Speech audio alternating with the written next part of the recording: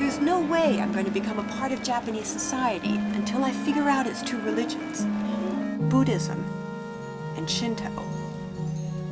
So I'm heading to Mount Koya, the monastic headquarters of Shingon Buddhism. It's quite a popular destination. There's even a cable car to take tourists to the top. But a few of us choose to enter Koyasan as pilgrims, passing through the gates protected by the Kobo Daishi, the guardians of the temples, and we enter into another world. Where little has changed since the Saint Kobo Daishi first built this place 1,200 years ago. Here the monks are taught secret formulas in order to escape the endless cycle of reincarnation, and one day themselves become Buddhas.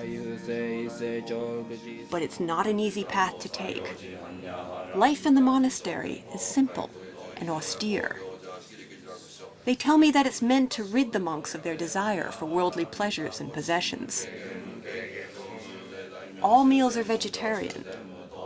Clear miso soup for breakfast, a single bowl of rice, and as a special treat, a piece of pickle.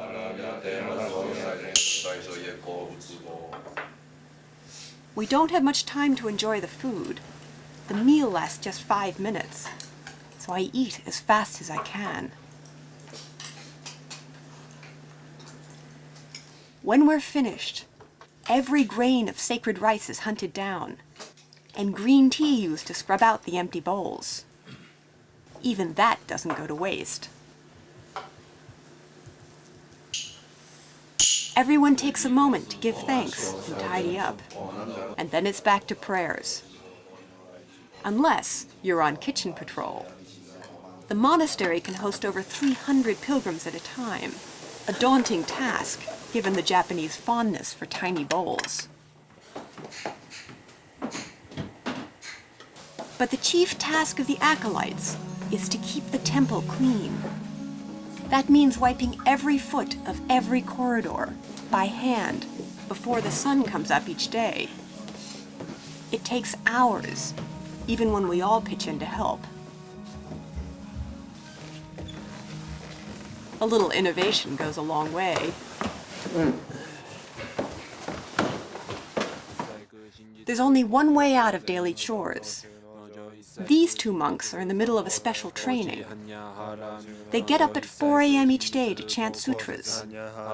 At noon, they make the rounds of all the temples, rain or shine. For 105 days, they do little else but pray and walk and take lessons. All those sutras don't just happen by themselves.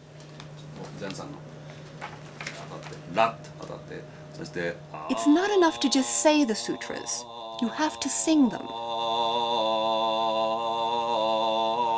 The book tells you how to pronounce each phrase and how to chant it properly.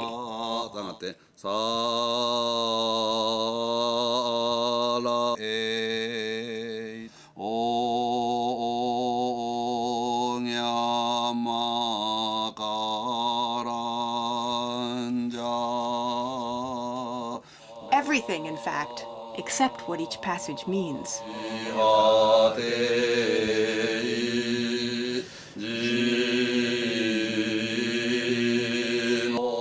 But this may be the most important task of all. Both a privilege and an enormous responsibility. Especially today. We have an assembly scheduled for this afternoon. That kind of concentration only comes with years of training. It's time.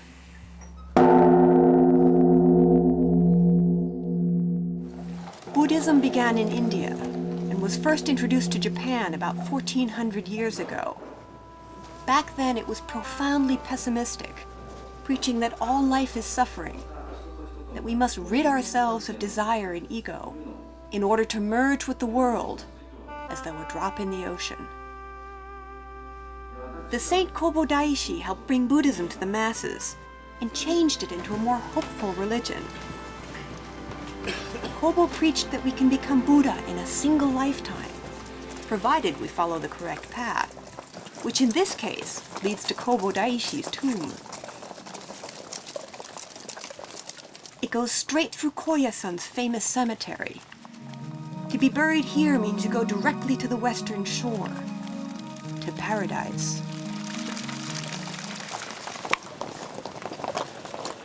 We've reached the founder's resting place. But Saint Kobo Daishi didn't exactly die. In 835 AD, he went into a state of permanent meditation. He still gets fed each day.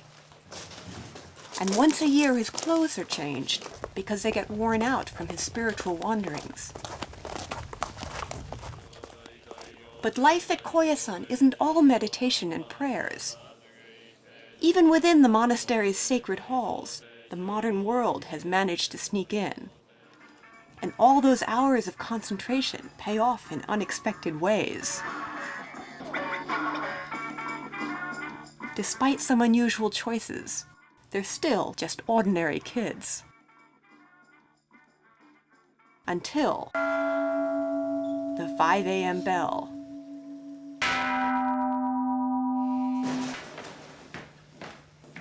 We all gather for the fire ceremony.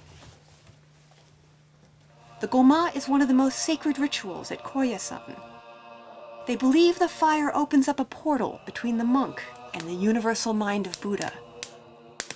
But first, he must burn 108 sticks to purify himself of all Buddhist sins. Then he adds a bit of oil, salt, and other herbs.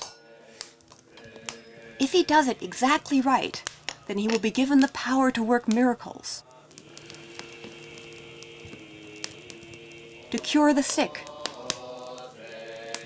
or keep travelers safe from harm. Which is a good thing, because not all pilgrims come here just to see Koya's famous architecture. For some, this is the beginning of a 900-mile pilgrimage. They're going for all sorts of reasons. To cure an illness, to find spiritual comfort, or sometimes just to have an adventure with friends.